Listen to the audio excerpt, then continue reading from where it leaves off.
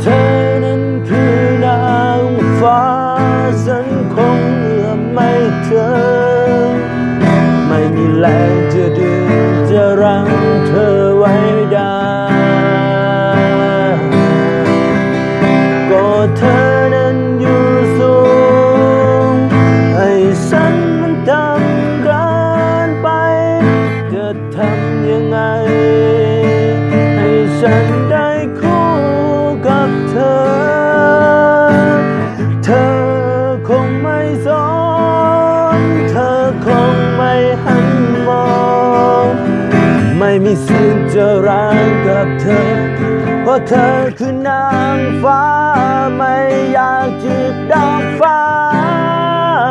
ไม่มีปัญญาเลี้ยงดูเพราะเธอนั้นเลิศลูกฉันคงเอื้อมไม่เจอมันมีแต่ชีวิตมันมีแต่หัวใจเธอจะรับได้ไหมไอ้ฉันมันมีแต่หัวใจมีปัญญาเลี้ยงดู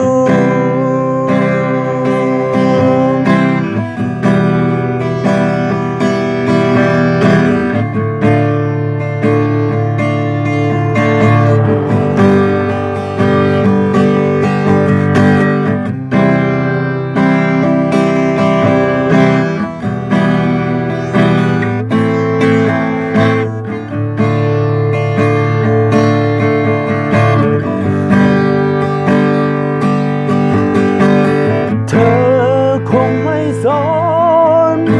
อคงไม่หันมอง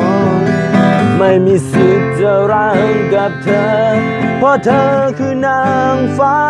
ไม่อยากจีบดอกฟ้าไม่มีปัญญาเลี้ยงดูเพราะเธอนั้นเลิศลูกฉันคงเอื้อมไม่เจอ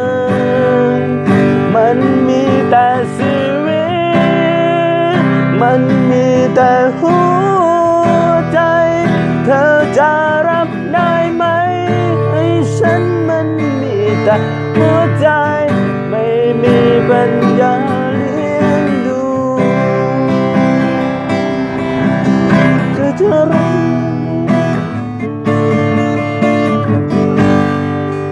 ปัญญา